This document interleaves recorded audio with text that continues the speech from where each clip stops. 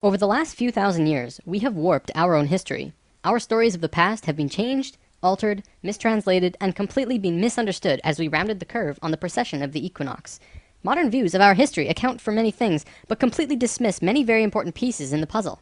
For example, the pyramids of Giza. There is no modern theory that accounts for how these could have been made. Individually, each block cannot be pulled even with 50 men pulling it, let alone drag it for hundreds of miles and then stack them on top of each other 450 feet in the air, in such a precise way that even modern technology can't achieve. Not to mention having it lined up precisely with both Orion's belt, a golden mean and Fibonacci spiral, and be a primary nodal point of every sacred site on the planet. And that's just one example. Our history is not what we think. Many things that we've been led to believe to be true simply is not. This has got to be the biggest.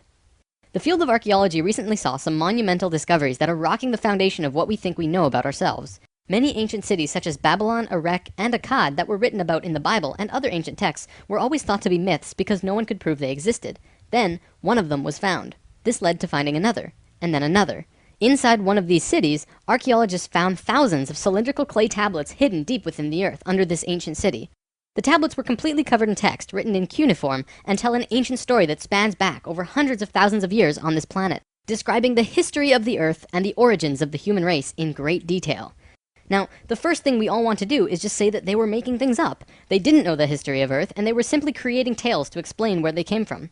However, if this was true, how can we explain how they knew so many things about the universe that would seem impossible to know? Not only did the Dogons know all about the distant planets in the solar system, but so did the Sumerians. They described them all in great detail in these Sumerian records. They also knew about the precession of the equinox. That's a tough one for a historian to understand, because it takes over 2,000 years of continuous observation to actually learn that the Earth has a wobble. The Sumerians had this information from day one of their civilization. A man named Zacharias Sitchin spent a long time transcribing these texts and had put them all together in his books, but many others have also done the same, and the interpretations are always very similar.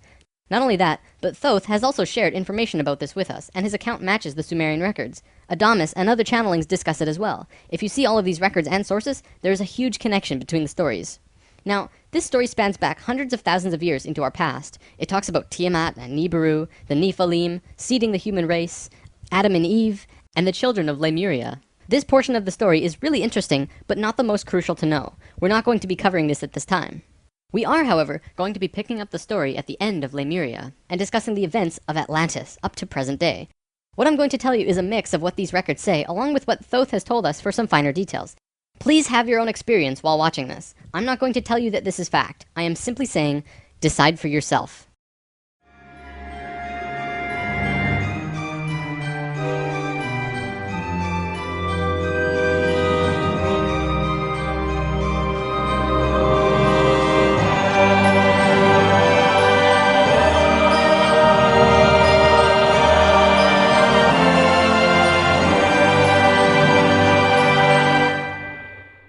There was a time, long ago, when humans existed at a very high level of consciousness. We were intradimensional and were very psychic. We communicated through thought and emotion, much like how animals do rather than speaking or writing, which would seem very primitive. We lived primarily on a large string of islands called Lemuria, but there was a consciousness shift. We moved up in consciousness, and the islands of Lemuria sank beneath the oceans. At the time of this shift, a new continent rose out of the waters. We called it Atlantis. Back in the early 1900s, the spiritual path of the United States was similar to what's happening today. People began to learn about meditation and study ancient lands like Atlantis and Lemuria. We actually found quite a bit of evidence that Lemuria existed, and it had to do with coral. See, the ocean floor does rise and fall. Coral can exist up to 150 feet under the surface of the water. In 1910, the surface of the ocean was probably higher because they were able to see coral rings heading away from Easter Islands for a great distance.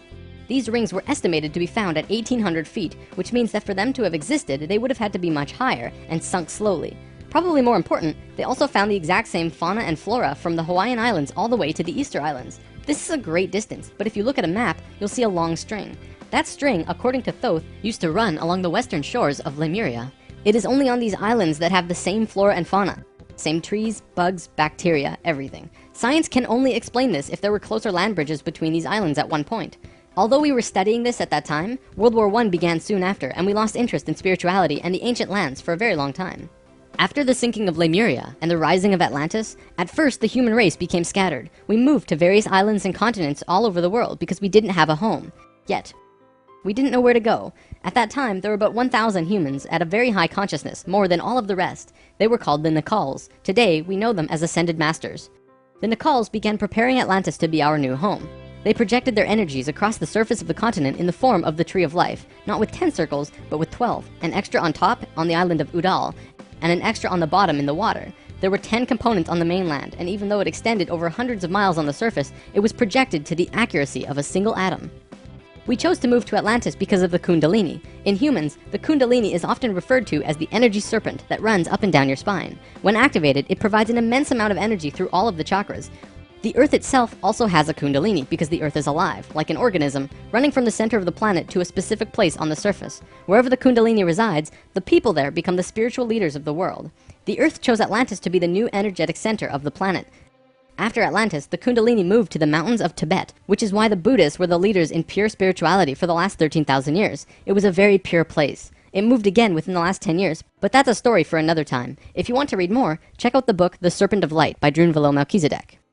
Suddenly, in a single day, the Nicals breathed life into the Tree of Life on the surface of Atlantis. This created vortexes of energy rotating out of each and every circle. Once the vortexes were established, the children of Lemuria began to be called forth. Millions upon millions of Lemurians who had settled all across the planet began to be pulled toward Atlantis. A great migration began. However, the Lemurian body of consciousness had only reached the age of 12 as a planetary consciousness. Because we were right-brained, we were a female species, like a 12-year-old girl. And some of our centers weren't working yet. They had worked with these energies, but only mastered 8 of the 10. Each migrating Lemurian was attracted to one of these 8 centers on Atlantis, depending on the nature of the individual. There, they settled and began to build cities. That left 2 vortexes with nobody using them, not a single person. These 2 vortexes were pulling life toward them, and in life, you can't have an empty place. Life will find a way to fill it. Similar to if you were driving along a freeway, following another car, and you drop too far behind, someone will fill the place. That's exactly what happened on Atlantis. Though the Lemurians had only filled 8 of the vortex areas, Mayan records state clearly that there were 10 cities in Atlantis when it fell. You can see these records in the Troano document, which is now located in the British Museum. This document is estimated to be 3,500 years old, and it describes in detail the sinking of Atlantis. To fill these 2 empty vortexes, according to Thoth, 2 extraterrestrial races stepped in. Not 1, but 2 completely different races. The first race were the Hebrews, coming from our future. Thoth says that they came from off-planet, but we don't know where exactly. The Hebrews were kind of like a kid who went through 5th grade and didn't make it, so they had to do that grade over again. They learned all the math, the left brain stuff, but they didn't get the right brain aspect of evolving consciousness, the doing. They didn't graduate to the next level of evolution, so they had to do it again. They knew a lot of things that we didn't know yet and brought many concepts and ideas to us that we weren't aware of yet. Now, if this is true, this would explain quite a few things about the Hebrew people in general. They seem to have many sacred geometries hidden within their culture. It also puts perspective on the story of Exodus. Perhaps Moses incarnated into that lifetime to free the Hebrews because they were not direct descendants of humans and were being treated unfairly. Or could it be that Moses was visited by an ascended master of the Hebrews who guided him to free their people? Given what we know about dimensions and consciousness, it definitely puts a fresh perspective on old stories that didn't make much sense. We could talk about this more, but let's continue for now. There were no problems caused by the Hebrews coming to Atlantis. They actually benefited our evolution. The other race that stepped in caused big problems. These beings came from the nearby planet of Mars. See, according to Thoth, Mars looked very much like Earth a little less than 1,000,000 years ago. It was beautiful. It had oceans and water and trees that were just fantastic. But something happened to them, and it has to do with something called the Lucifer experiment. From the very beginning of creation, everything is simply an experiment. Creation itself was just consciousness creating and inhabiting itself in that creation. There is no divine plan. Spirit can do whatever it wants. Having said that, if Spirit decides to cut itself off from the rest of consciousness and create a separate reality on its own, it can do that too. This is called the Lucifer experiment. Because Spirit is God, it can do this. There is nothing wrong with that. We've kind of been led to believe that Lucifer is evil and the devil. This just isn't true. Lucifer is just another means of perceiving the reality. It is not a unity perception of oneness, but rather a duality perception of two-ness. There's a flower of life pattern for Lucifer as well, but that's a big topic for another time. Anytime the Lucifer experiment has been attempted in the universe, it always ends in failure. The species will cut itself off from love and will become incredibly male, left-brained. What always ends up happening is that everyone becomes very greedy. There is no compassion for one another, and everyone ends up fighting until they end up killing themselves. More than 1,000,000 years ago, the beings on Mars joined the Lucifer experiment, and it failed dramatically. Basically, they cut themselves off from the unity of the universe and created a separate reality. When the Martians severed the love bond, they became pure male, logical beings with no emotions. What happened on Mars was that they ended up fighting. Mars became a battleground. Eventually, it became clear that Mars was not going to survive. They blew their atmosphere away and destroyed the surface of the planet. Nova recently did an episode on planetary magnetics, and they found some interesting things about Mars. The planet didn't have a magnetic system, however the surface was magnetized, implying that at one point it did, but that something happened. Now, we've been discussing the star tetrahedron before, and now I want to give you a brief understanding of the Merkaba. The Merkaba was known in ancient times as the Chariot of Ascension. It is the star tetrahedral energy field around the body. All around the world there are references to this in ancient texts. When activated to its full potential, the Merkaba, which is both a tool and part of your being, can be used to do the impossible, included but not limited to changing dimensions and traveling through the universe. Before Mars was destroyed, they built huge tetrahedral pyramids. They built 3, 4, and 5-sided pyramids, eventually building a complex that was able to build a synthetic Merkaba. After 1 million years or so, it's been eroded, but the proof is there. Now, because the Martians were severed from the Unity consciousness, they couldn't create a living Merkaba. They simply used it as a tool. They created a synthetic Merkaba to travel in time and find a new home. A small group of Martians tried to get away from Mars before it was destroyed, and that place they found was Earth. About 65,000 years in our past. They saw this little vortex sitting there, just pulling in life, with no one in it. They didn't ask permission. Being part of the Lucifer experiment, they just said, alright, let's do it. And they stepped onto that vortex, and in doing so, they joined and changed our evolutionary path. Thoth's father, Thome, was one of the Nacals who set up Atlantis on the island of Udal. That island, the top of the Tree of Life, was the brain of Atlantis, and on it was a small city called Poseidon. This city is what Plato was discussing when he said that Poseidon bore 10 children, the 10 circles on the Tree of Life. Poseidon was made of 3 rings painted in black, red, and white stones, and it was the symbol for Atlantis. The inner circle represented the Nacals, the middle circle were the priesthood, called the Maya, and the outer circle represented the regular people of Atlantis. We'll come back to this down the road. There were only a few thousand Martians who came to Earth through the synthetic Merkaba. The first thing they did when they arrived in Atlantis was try to take over the continent. They tried to declare war and invade. However, they were vulnerable due to their small numbers, compared to the millions of Atlanteans, and we finally subdued them. We were able to stop them from conquering us, but we could not send them back. When this happened on our evolutionary path, we now had the planetary consciousness of a 14-year-old girl. The Martians were an incredibly male species, and also very old, so what you had was a 14-year-old girl being taken over by a 60 or 70-year-old man. We had no choice in the matter. The Martians just stepped in and said, like it or not, we're here. They didn't care what we thought or felt about it. Really, it was no different from what the settlers of North America did to the Native Americans. Once the initial conflict was over, it was agreed that the Martians would try and understand this female thing they lacked. This emotional feeling, which they had none of at all. Things more or less settled for a while, but the Martians slowly began to implement their left-brain technologies, which the Atlanteans knew nothing about. One after the other, the Martians kept putting out these left-brain inventions, until the Atlanteans slowly began to see things through their left brain. We slowly began to become a male species. The Martians gained control, bit by bit, until eventually they had all of the power, as was their intention. The animosity between Atlanteans and the Martians never subsided, not even till the end of Atlantis. They hated each other. The Atlanteans were shoved down and treated like inferiors. It was like a marriage that the female component didn't like, but the male component didn't really care if she liked it or not.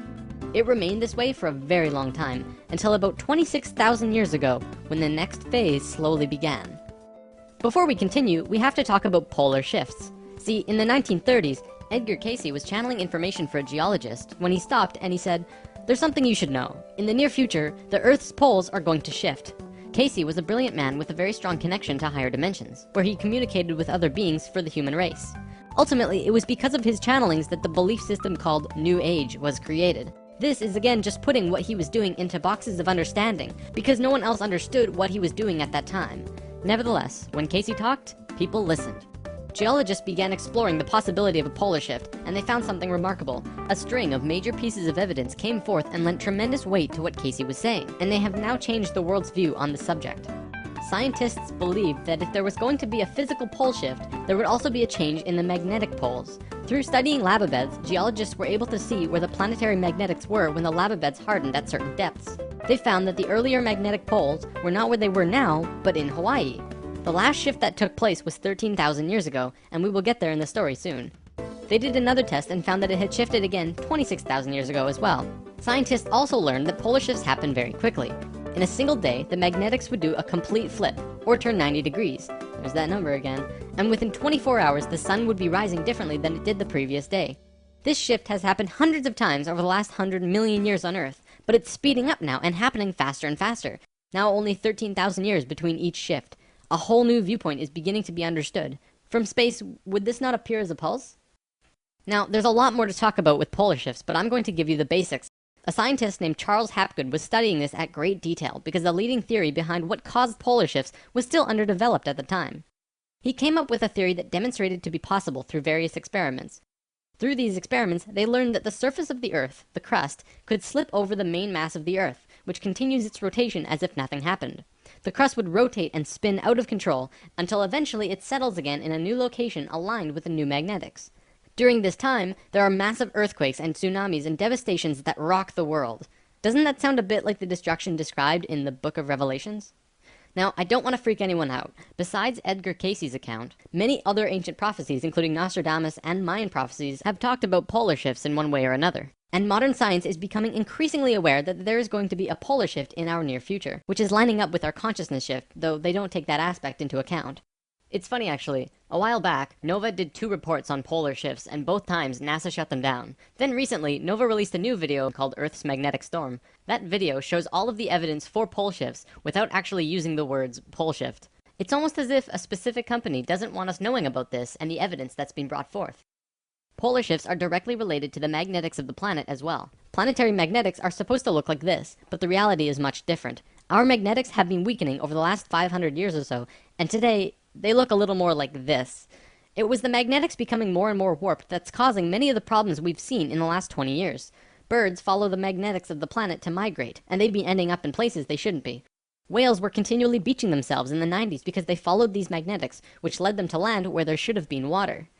As for humans, you know how on the night of the full moon there are more rapes, murders, and violent crimes than any other night of the lunar cycle? Well, the moon affects the magnetics of the Earth, slightly. But the magnetics are so warped right now, it's affecting how we think and act as a planet. Our collapse of social structure is related to the geomagnetics of the Earth. Or perhaps it's the other way around. There's one other thing that we need to discuss about polar shifts. They always line up with a consciousness shift. They are interrelated. Thoth lived on Atlantis for a very long time, and he told us that he saw the Earth shift 5 times, watching the sun rise in the east, and then the west, then the east, then the west. This is how to explain why during a consciousness shift at the end of Lemuria, it sank beneath the oceans and Atlantis rose. If the crust was spinning randomly around the planet, many geological events such as continents rising and falling would take place. Now that we have an understanding of polar shifts, we can continue with this drama on Atlantis. 26,000 years ago, we were exactly where we were today on the precession of the equinox. We had gone through our falling asleep phase, and we were about to begin waking up. It was at this point that there was a small consciousness shift. We actually went down in consciousness, not up. A piece of Atlantis about the size of Rhode Island sank into the ocean. This caused a tremendous amount of fear within the Atlanteans, because they thought they were going to lose the whole continent, like what happened with Lemuria. Because of the consciousness shift, one of the bigger things they lost was their connection to the future. They couldn't foresee big events such as the potential sinking of their home. After about 200 years, this fear began to subside. Now, in both the Bible and the Sumerian records, the accounts of Adam, Eve, and all of their children were recorded to have exceptionally long lifespans, like 900 years or so. So 200 years for us back then is like 20 years for us today. We'll explain how we got there soon. Things kinda settled for a while, and then between 13,000 and 16,000 years ago, a comet approached the Earth. Because we were living at a high consciousness across all dimensions, the Atlanteans became aware of it before it hit. A great conflict occurred in Atlantis. The Martians, who were in the minority even though they were in control, wanted to blow it out of the sky with their laser technology. However, the Nacals had learned of the comet's true nature, and the Atlanteans protested. They said that the comet was in divine order. They had to allow it to take place naturally. Let it hit the Earth. That's what's supposed to happen. The Martians fought the Atlanteans, but in the end they gave in. The Martians agreed to let it hit the Earth. When the time arrived, it came screaming into the atmosphere, plunging into the Atlantic Ocean just off to the western shores of Atlantis, near where Charleston, South Carolina is now, only that was at the bottom of the ocean at the time. The remnants of the comet are now scattered across 4 states, and science has definitely determined that it hit at least 12,000 years ago, if not more. They're still finding pieces today. Although the main portion struck near Charleston, a few fragments actually hit the main body of Atlantis, crashing into an area right where the Martians were living, killing a huge portion of their population. They were pissed. They said, "It's all over, we're divorcing you, and we're gonna do whatever we want. You can do what you want, but we will never listen to you again." We know this whole bit. We've seen it in divorced families throughout the world. And the children? Well, look at our modern world today. We are the children. You can guess what the Martians did next. Their primary interface with the reality was control, and when their anger rose to meet their desire for control, they decided to take over the Earth. They began to once again create a complex like the one they built on Mars long ago to try and create another synthetic Merkaba. If they had succeeded, they would have gained control over everything on the planet. The only thing was, around 50,000 Earth years had passed since they had built a Merkaba, and they didn't quite remember how to do it. But they thought they did. The Martians built the buildings in Atlantis. They set up the whole experiment, threw the switch, and lost control. The destruction was immense. In this reality, you can hardly make a greater error than to create an out-of-control Merkaba. The experiment began to rip open the dimensional levels, not the higher ones, but the lower ones. To give an analogy, if you took a knife and slit open your stomach, the stomach acids would seep into other parts of the body that it's not supposed to be in. That's like ripping open the dimensions. The Martians almost destroyed the Earth. The environmental disaster we are experiencing today is nothing in comparison, though today's disasters are a direct result of these events. Because of this tear in the dimensional levels, a huge number of lower dimensional spirits and beings were thrown out of their comfort zone and into these higher levels. They were forced into a world that they did not know or understand. To survive, they needed bodies and began automatically entering into the bodies of people. For every human body, there were hundreds of lower dimensional spirits inhabiting them. These beings were Earthlings like us, but very different, not coming from this dimension. It was a catastrophe, probably the biggest the Earth has ever seen. The reason the Nicals were special wasn't just because of their incredibly high consciousness, making them like guides of Atlantis. They also had achieved what today we call immortality. Let's just say they figured out a way to keep their body healthy and young for as long as they chose, and could choose to pass on whenever they desired it. When reincarnating, they do not suffer the great memory loss that we do when we incarnate. They did it through their expanded consciousness and tantric interdimensional sex meditations. This is how Thoth was a priest king of Atlantis for thousands of years and stayed on Earth until 15 years ago when he gave all of his memories and understanding about sacred geometry to a man named Drunvalo Melchizedek. The Merkaba is formed out of 3 star tetrahedrons overlaid on top of each other. 2 of them are counter-rotating and the third is stationary. When the Merkaba is formed with the unity consciousness, it is formed internally with love. When it is formed externally through the Lucifer experiment, it does not have that love and can become unstable very quickly. The Martians' attempt at controlling the world took place on one of the small islands in the west of Atlantis. This place today is known as the Bermuda Triangle. It's a triangle because the top of the stationary tetrahedron of the Merkaba is actually sticking out of the water there, which causes a huge electromagnetic imbalance in that area. Many planes and boats have reported to have gone missing there. They just vanished without a trace. The imbalance is multidimensional, and in many cases, these ships and planes have been sucked into different dimensions, never to be seen again. That Merkaba is still there on the seafloor today, but from what I know, it's going to be corrected soon.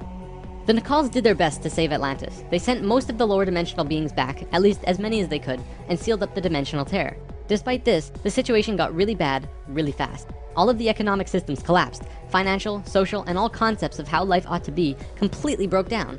Everyone on Atlantis began getting sick with weird diseases, and the entire continent went into a state of survival. Life was no longer about living. It became about surviving until tomorrow. It was a literal hell on Earth. The Nicals had no idea what to do. They were children compared to the events that had been thrust upon them. So they prayed. They prayed to the highest levels of conscious life in the universe, asking for help from anyone who could hear them. The problem was reviewed on many high levels of life, who I am drawing as the Justice League because the 11th and 12th dimensions are completely incomprehensible to us in our current state. What they told us was this: we were going to fall. We were going to hit rock bottom, level 1, the lowest place we possibly could be in the universe and still survive. Also, we were changing polarity.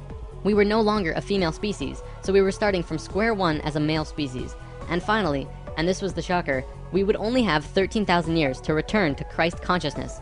Normally, it takes hundreds of thousands of years for a species to get to Christ consciousness. We had to do it in a fraction of the time. If we didn't, we would not survive. This has never happened before in the universe, ever. Thoth, who was the priest king of Atlantis at the time, learned that they would have to perform this experiment on themselves. They received instructions from the highest levels of life and they went on their way. Thoth proceeded with a being named Ra and Aragat, who were previous kings of Atlantis, and began the experiment. To understand what they did, we have to talk about consciousness grids.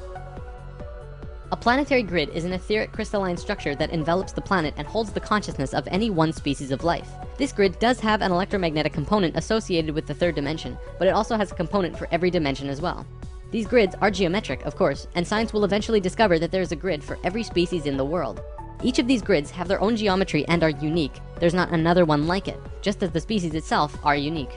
These grids give off light as well, and from space they can be seen as the source of the bluish glow around the Earth.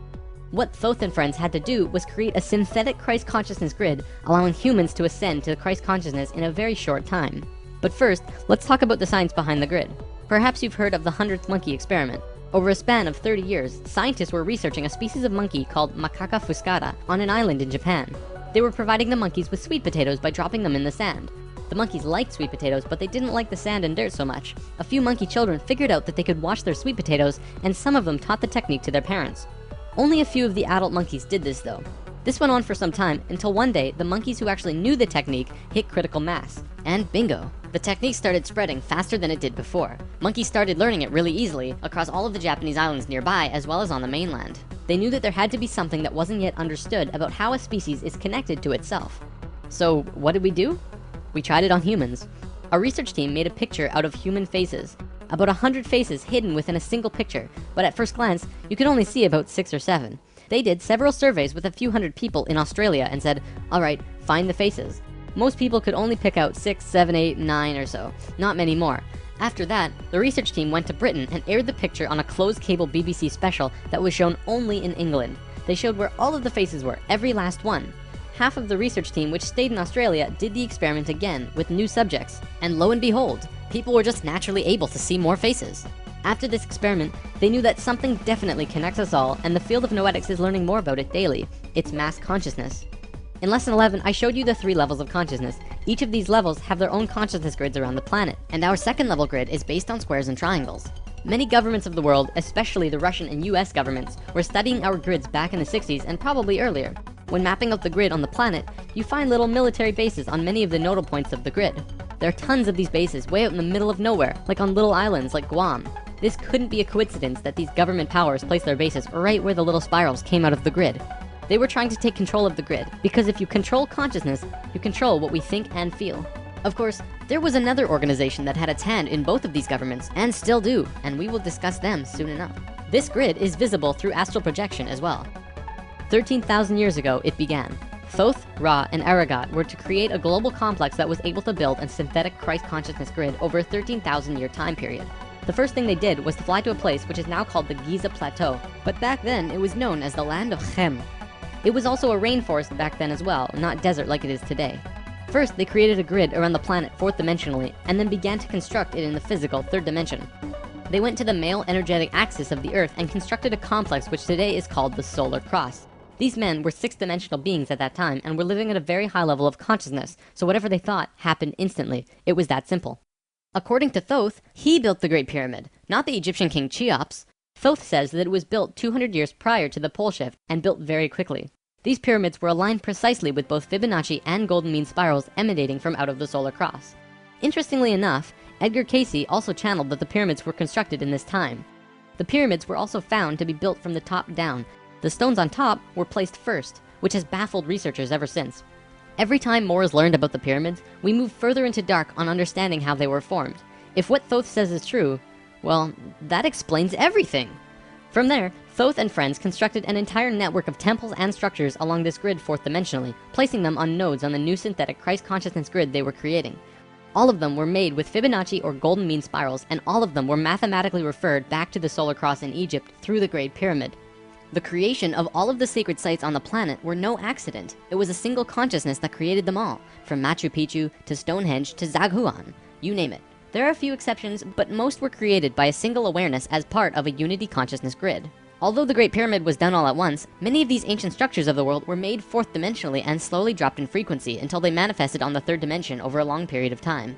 Richard Hoagland's research brings this forward, but he wasn't the first either. They showed how one sacred site is extrapolated from another to another to another. A hot topic of discussion right now are ley lines. These are simply geometric relations between sacred sites. Archaeologists are now finding these huge connections between major spiritual sites in the globe, and now we know why they're connected. These sites had to be built physically so that the Christ consciousness grid could manifest.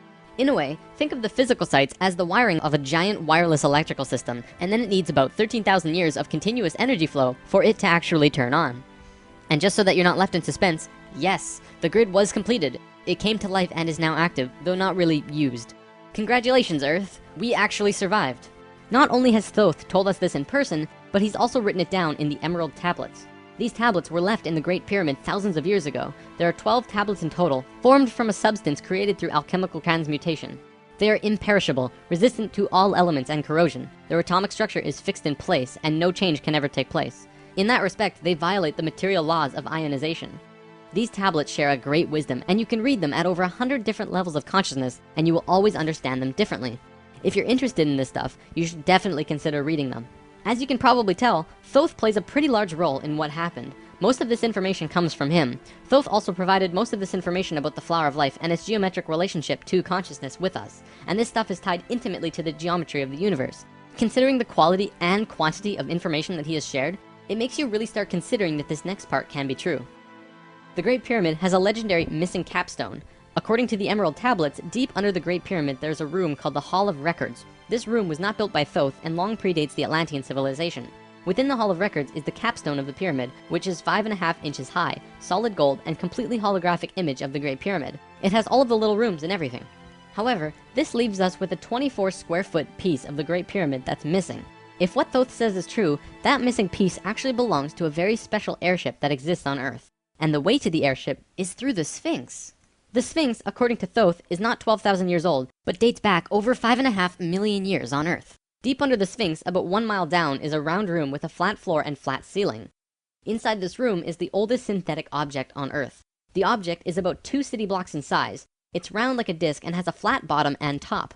It is also only about 3 atoms thick, except for a pattern on the top and bottom which looks like this. This pattern is 5 atoms thick. Thoth says that it's powered by consciousness, thoughts, and feelings, and connects with your own living Merkaba, which means that it becomes an extension of you and your own energy fields.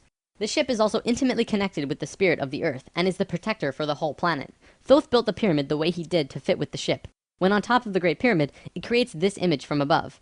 The disc ship has a circumference equal to the perimeter of the Great Pyramid. As we discussed in lesson 11, whenever that ratio appears, life occurs. This ship can only be used by the purest of souls. See, whenever we approach the point in the precession of the equinox where our poles do these shifts, we become very vulnerable. Things often degenerate, and while things become chaotic, there are often other species who wish to take us over. This has always happened, not just with us, but with all evolving consciousness. Every time a takeover seems imminent, a very pure person will find their way to the ship and raise it into the air. The Earth and Sun will connect with that person and give him or her great power. Then, whatever that person thinks and feels will happen. And think about it. If consciousness is the primary core component of the entire planet, does it not make sense that it would have its own defense mechanism? This defense is an airship that plugs into the Earth and the Sun, allowing the Earth to have protection. Our takeover event actually already happened, the same year the Christ grid was activated. The year was 1989, and we were having some troubles with the Greys, a race of ETs who were slowly plotting takeover due to a previous scuffle we were having. A very pure woman in Peru made the ascension process into the Christ consciousness grid and found the ship. She tuned it to the frequency of the 4th dimension, where she raised it through the Earth and into the air, and manifested a situation for the Greys to leave. Within a very short time, the Greys began getting sick, and remained sick for as long as they stayed here. They have been forced to leave for now, and we are once again safe. The ship is a warship in that whatever race is trying to take over, the person will just think them away, think up a situation, and force them to leave. Returning to the events on Atlantis, after completing the complex in Egypt, Thoth and pals returned to Atlantis, where they waited for about 200 years until that critical point on the precession of the equinox where the poles would shift. They knew that Atlantis would sink, and they would be ready. Previously on Thoth and Pals! Thoth, the poles are shifting. Oh, the pole shift? Yeah, whoa, what's wrong with your eyes? I don't know.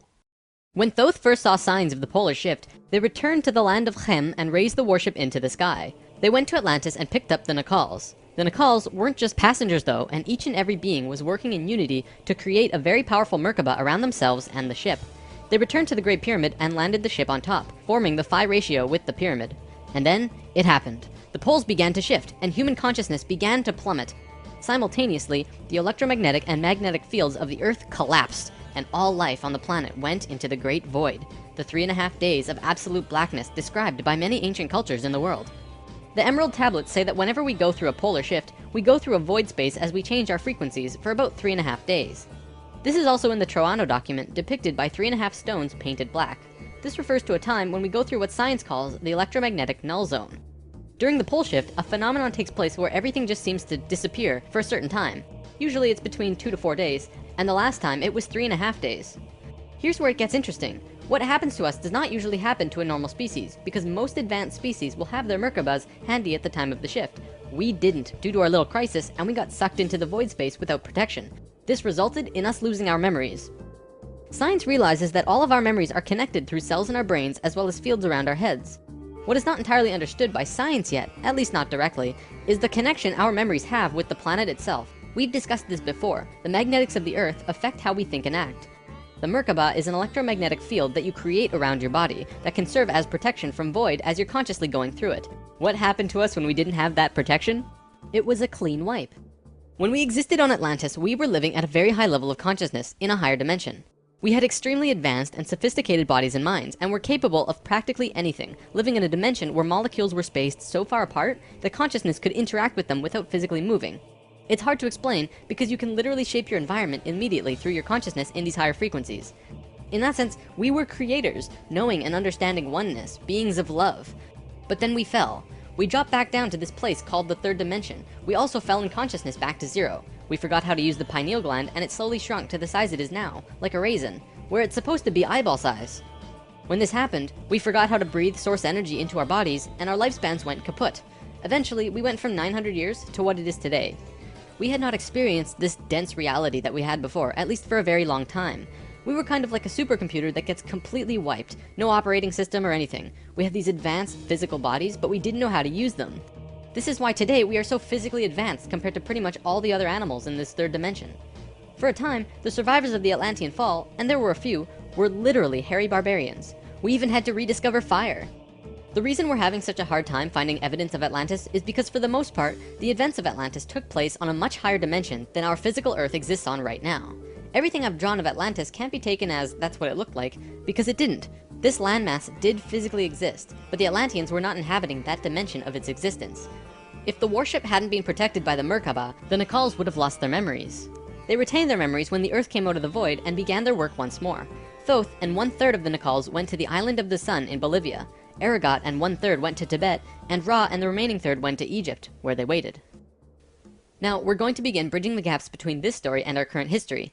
In between the fall of Atlantis and the dawn of our first civilizations, who were the Egyptians and the Sumerians, there was a 6,500-year gap between them. What was happening to us in that time? We have to look at this precession chart again. This is where we fell in consciousness, point C, and this was our falling asleep phase too. Thoth, Ra, and the Ascended Masters were waiting until point D. They had to wait for humans to just evolve themselves over a 6,500-year time period until they were advanced enough to actually receive this new information that they were going to provide. Sometime in here was when the flood of Noah occurred. Because of the pole shift, the Earth went through an ice age. This is scientific fact. When the ice melted, it would have caused massive flooding. DNA is the physical manifestation of who you are. It is your soul's physical aspect. What we are seeing in DNA is changes in the codons. There's 64 possible codons in DNA, and humans only have about 22 or so. What we're finding is that there are 6 more codons being activated within these children, and they are choosing 2 of the 6. These kids are what we call indigo and crystal children, and probably the super psychics as well. Now, this is a chromosome. Basically, what this is lots and lots of DNA wrapped into this weird H-like shape. This is located in every cell and is part of your body of consciousness. What Thoth tells us is that every level of consciousness seen here not only has its own consciousness grid, but its chromosome change as well. The second level, where we are now, has 44 and 2 chromosomes. To any scientist, this is basic biology. The first level, however, has 42 and 2, and this third level has 46 and 2. The fourth and fifth have 48 and 2 and 50 and 2 respectively. The primary physically visible difference between these DNA in all life is height. The first level has an average height of 4 to 6 feet tall. The second level, us, has an average height of 5 to 7 feet. Third are about 10 to 16 feet, which we are about to translate to. Fourth is 30 to 35 feet, and the last is 50 to 60. You may remember a being named Metatron, the Hebrew archangel who is the perfection of what humanity is to become. He was 55 feet tall, that guy. The last 2 heights are far in the distant future for us, though. This is a place in Egypt today called Abu Simbel. The first thing you notice is that these statues are huge, but with the information about the DNA, this paints a different picture. These beings would be in the 60-foot range if they were to stand. They were at the 5th level of consciousness. These beings on a different wall are 35 feet tall, 4th level of consciousness. Here are some 3rd levels as well. Archaeologists saw this and thought that it meant that the man was just much more important than the woman, when in actuality, the kings of Egypt had 5 different names, one for every level of consciousness. Some of the kings were even able to translate into different dimensions, and that's how they guided the population with the power of the gods. In Egypt, according to today's top archaeologists and researchers, the Egyptians and Sumerians both began their civilizations right around the same time from each other, within a few hundred years or so. Both of these civilizations emerged out of nowhere with perfect writing abilities that were not improved upon since. When they first emerged, they were extremely sophisticated and clear, and slowly degenerated over generations. No archaeologist can explain how this happened or explain how it could have happened. They placed Egypt and Sumer into a special classification called stair-step evolution. What happened was, one day, Egypt got its language, full and complete. Then the knowledge leveled off. And then it got another massive leap a little while later. Then suddenly, they knew everything about water and moat systems just perfect. Then, a little time later, bam, they're masters of hydraulics. How did Egypt and Sumer do this? Well, this is what Thoth said. When we were evolving on our own for 6,500 years, Ra and the Ascended Masters were waiting in an underground city beneath the Great Pyramid. We'll come back to this in a bit. Thoth's son Tat formed a group called the Tat Brotherhood, which is a secret group that still exists today as protectors and keepers of the sacred temples. Today, they're still connected to the Ascended Masters. So about 6,000 years ago, some members of the Tat Brotherhood would wait until they would meet someone who could understand what they were going to teach them. When they found someone, they would just tune their frequencies to the third dimension and walk up and tell them information flat out. They said, hey, if you do this and this happens. The Egyptians would say, wow, look at that. Then they would go underground, wait another little while, and repeat the process. Over a short period of time, the Egyptian and Sumerian evolution shot up in stair steps. As for the Sumerians, they also received a more detailed story by those who were assisting them. They described to the Sumerians in all of the details they remembered. They said, this is the history of the planet, write it down. The Sumerians knew about the precession of the equinox because they were told it by the Nacals from Atlantis. After this stair-step period, we began to fall asleep further. Things got worse once more. It was our falling sleep stage of precession, and although the Nacals had given us a boost, we were consciously dozing off. On that note, it's time for the story about the city under the pyramid. Keep an open mind about this because there is very little proof for what I'm about to say. For over 40 years, Drunvalo Melchizedek has been studying human consciousness through sacred geometry and spiritual teachers and masters all over the world. In 1996, he was contacted by a source in Egypt who said that something incredible had been discovered. A stone stele came out of the ground between the paws of the Sphinx into the daylight. They removed it and dug into the earth beneath the Sphinx. There they found a room with 3 tunnels leading off of it. One of the tunnels, which went to the Great Pyramid, had another tunnel coming off it, and it was shielded by a wall of light. Bullets could not pass through this field, and people could not even get close to it without feeling like they're going to die. The Egyptian government found a particular person who could turn off this field. They also had brought in Paramount Studios to film it, as they had filmed the opening of King Tut's tomb. They had a good relationship with Egypt. The government wanted several $1,000,000 from Paramount, but at the last minute they asked for an extra $1.5 million under the table. Paramount was outraged and they backed off. Things were silent for about 3 months. Then Drunvalo heard from a source again who was involved in all this, who said that 3 men shut off the light field and went inside. They found themselves inside a very large building that went on for miles underground, which was really the edge of a giant underground city, which was really just one giant building. Then, a little while later, an Egyptian archaeologist named Larry Hunter began describing the same thing, but more detailed. He said that the city was 6.5 by 8 miles wide and 12 stories deep, and the city was outlined by specific temples in Egypt. The 3 pyramids are lined up with Orion's belt, but there are also small temples for every other star in the constellation. Those temples map out the city underground and are made out of a special stone not found anywhere else in Egypt called Koinen stone. Incredibly enough, very recently, ancient tunnels were found in Romania that led to both Egypt and the inner earth. Now, I don't have time to go into detail about this particular story, but if you want, check out the book Transylvanian Sunrise by Radu Sinamar.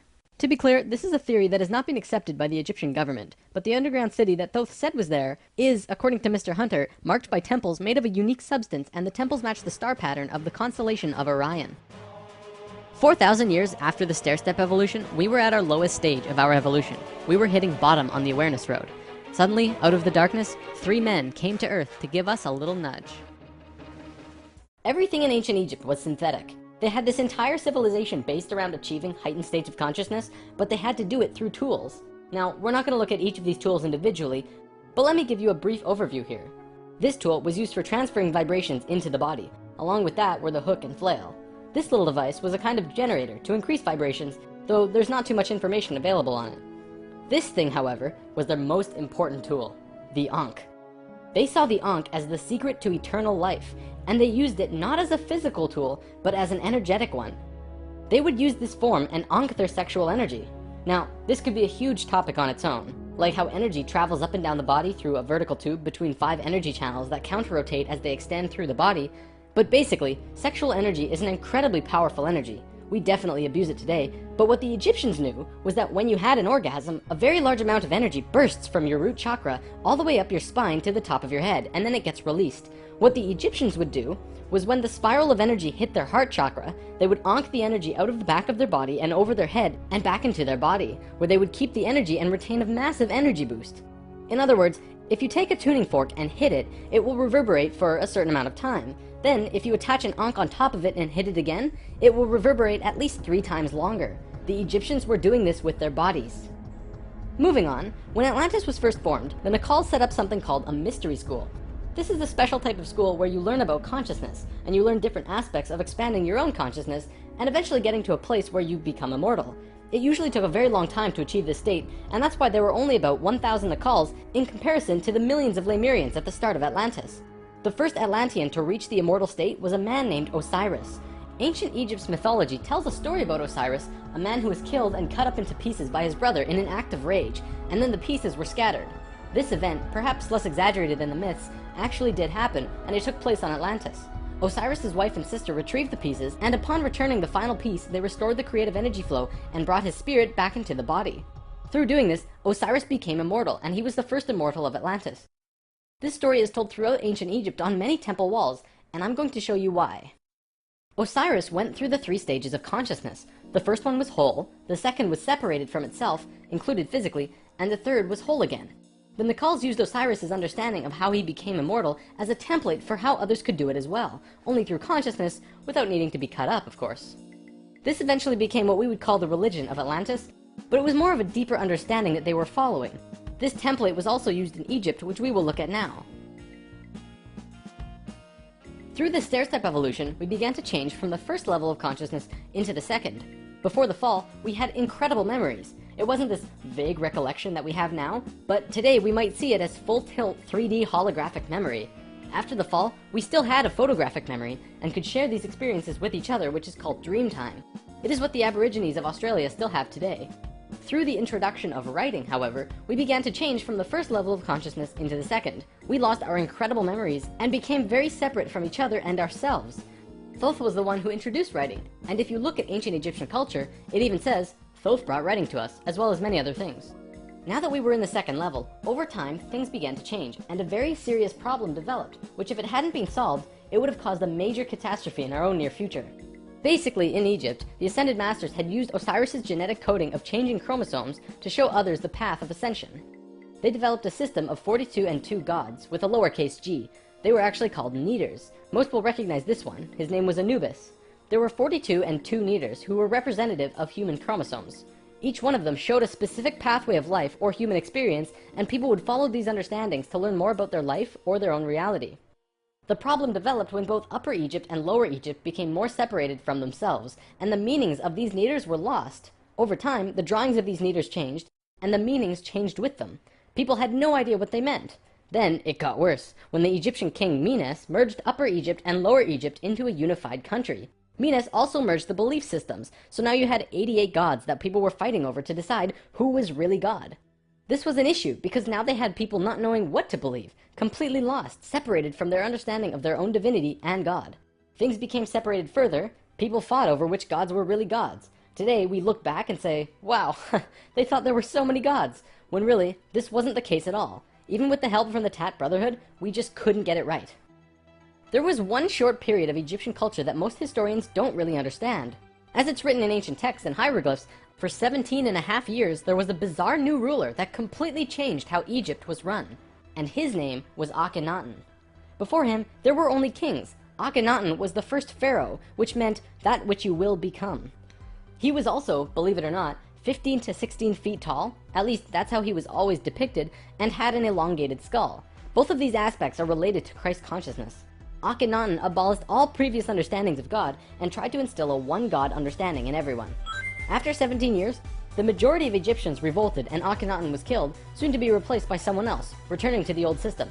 What actually happened? To correct the problem, Thoth got the help from Ai and Tia, who were the first immortals from Lemuria, and got them to mate interdimensionally to conceive a Christ consciousness being. Thoth said that he worked with the previous kings of Egypt to help achieve this, and Egyptologists find that Akhenaten came completely out of nowhere. It took some time, and there was a transitional period involving Amenhotep III, but soon Akhenaten was on the throne. Akhenaten used his time to bring Egypt back to a simple religion where there was one God, one reality. He used imagery of a sun disk to represent this. The priests in Egypt didn't like that because the religious beliefs were centered on the priests. Then he comes along and says, you don't need priests, God is within you, and you can access God from within your own selves. Well, they didn't like that. He also pulled the military back and said, don't attack unless someone else attacks first. The military didn't like him either. Plus, the people generally didn't like him because they enjoyed worshipping their many gods. Eventually, they disposed of him. After all that, what did Akhenaten do that evidently saved humankind? Well, he developed a mystery school, with the intention of showing a small group of humans a way to ascend into the immortal state. Usually, it took hundreds of years to reach the level of immortality, and Akhenaten had 17 years to produce results. This was a very close call, but he did it. He actually showed 300 individuals the path to immortality in this short time. So after the general population disposed of Akhenaten, these 300 immortals would go beyond Egypt. Thoth wrote in the Emerald Tablets that after ancient Egypt ended, he brought a man named Pythagoras into the Great Pyramid and taught him the geometry of the universe. That man then went on to found Greece, which was originally built upon schools for teaching geometry and the Platonic solids and all of that stuff. Thoth lived a lifetime here as well, where he was known as Hermes Trismegistus. Akhenaten's immortals became a group called the Essene Brotherhood. They first migrated to a place called Masada in Israel. Even today, Masada is known as the capital of the Essene Brotherhood. Now get this. In this brotherhood, there were two people in particular, a man and a woman. You might have heard of them. Mary and Joseph? See, it was part of the Ascended Master's plan that they would bring in a being who would show the pathway to Christ consciousness. He would come to Earth as a second-level being, a regular Joe, and achieve Christ consciousness through the course of his life. Then, the ascension process, the transitional experience from the second to third level, would go into the consciousness grid that was still being formed. He was able to transition because he was originally from these higher levels. That man is known today as Jesus, although his name at that time was Yahshua ben Hur. If Yahshua had not shown up, we would not have had that ascension experience available to us today. None of us would be aware that these higher levels of understanding even existed, and we would destroy ourselves. According to what Thoth said, Mary and Joseph mated interdimensionally. Mary could have been a virgin, physically, but she mated with Joseph in a way that would allow a soul from a higher reality to come down to Earth and have a human experience. Usually, this is impossible to do otherwise. Through Yahshua's work, he came here just like us, a total human being, but he went through these three important stages: final death, resurrection, and ascension, and gave us these experiences so that we could access them down the road. Now, as we all know, the story of Jesus has a missing piece. He was a child, disappeared for some time, and then showed up again when he was 30. In a book called The 18 Absent Years of Jesus Christ, the leading theories about where he went was actually out east to either the Himalayan or Tibetan mountains, where he became an enlightened guru. He brought his teachings back to the world after that. If you remember from part 1, the Kundalini of the planet was residing in Tibet at that time. They were very spiritually adept people living there, and remain so today. Now, on the topic of Christ, there's something else I'd like to bring up: the Lord's Prayer. Today, we know this as the only prayer that Jesus taught, but did you know it's actually a geometric prayer meditation? A man named Bodhi McCoy spent over 20 years working with this prayer and analyzing it with sacred geometry, and has discovered some incredible synchronicities. In his book, Live the Promise, he explains how the original prayer, not the extended version mind you, has 7 segments or thoughts, which align perfectly with the 7 chakras as well as the 7 original branches of yoga. Bodhi teaches how to do this prayer meditation, as well as meditations him and his wife have developed based on the Lord's Prayer, called heart dances. It's really quite incredible to see how it all works with the pure geometries of the universe. If you wish to learn more, check out livethepromise.net. If you study Christian religion and Egyptian religion, you'll actually find that they parallel in almost every way except for the Egyptians' understanding of God. Most evidence shows that Christian religion came out of Egyptian religion, and then later they went back and discredited the Egyptians. Around 300 AD, there was a council called the Council of Nicaea, which was the syndication between the Roman political and religious authorities. Basically, the religious leaders and political leaders realized that they could unite and impose more influence on the people and control society through their unity. It's right around this time that we begin to see the manifestation of the New Testament, which was put together from scriptures and stories, some newer and some much older, which were renewed and superimposed on the life of Yahshua ben Hur, which today we know as Jesus of Nazareth. The term Christ actually stems back from much before the Bible. It comes from the word Christala, which is a word that derives from the original 7 core audible sounds of creation. When the creation of the universe occurred, the original tones were ka, ra, ya, sa, ta, ha, la. Christla actually was broken down on earth into 2 words: Christ, which soon became Christ, and Hla, which became Allah, which were broken down and changed through oral tradition. The symbol for Atlantis was 3 rings inside of the other. The inside were the Nakals, the middle ring were called Maya, and the outer ring were the Atlanteans. The Maya's job was communicating the messages from the inner circle out to the regular people of Atlantis. When Atlantis sank, the Maya took their knowledge, a crystal skull with memories of Atlantis, and their calendar. and went out to what today is called the Yucatan Peninsula, birthplace of the Mayan civilization. Their calendar is the most advanced, detailed calendar on the planet, and it has its roots in Atlantis. Over the last few hundred years, a group of people have slowly monopolized the entire world into what it is now. Today, there are 13 families that are among the richest families in the world. They have their hands in next to every organization and government and control over 95% of the money. They control our modern world from the very tippy top. Today, we like to call them the Illuminati, except that's not really who they are. The word Illuminati means enlightened ones, which was established long ago as a secret society that was focused around expanding knowledge through scientific and spiritual understandings. Secret societies were not originally bad, but rather consisted of those who just kind of got it. They understood information that the average person at that time would not accept and demonize. These societies had to be kept a secret because of the control that the church had and refuted against what they wanted to explore. This is where Freemasonry originally comes from. If you do the research on the time periods, what probably happened was that the church, who had the majority of the control at the time, probably infiltrated some of these organizations to make sure that they were not creating plans to expose information and destroy the world order that they had created.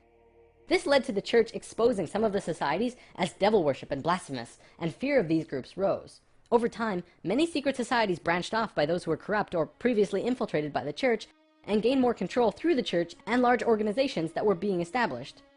Today, there exist 13 families around the world who pretty much own the world, with over 95% of the money and a lust for greed, power, and control. More and more information has become present lately that many of these families may have DNA that is different than the rest of the human population. It is speculated that they share DNA that was passed down from the Martian race or other species races. They contain no love or emotion and are completely power-driven. This brings us to the end of the human history story for spirit science, but of course, it's not really the end. For one, we've only really scratched the surface of discussing many of these topics. Secret societies, for example, would take another 2 or 3 lessons to really get into. Plus, the human history story won't end because we're still living it, and what happens next is ultimately up to you. This story, while seemingly unbelievable and at times outrageous, does explain a lot.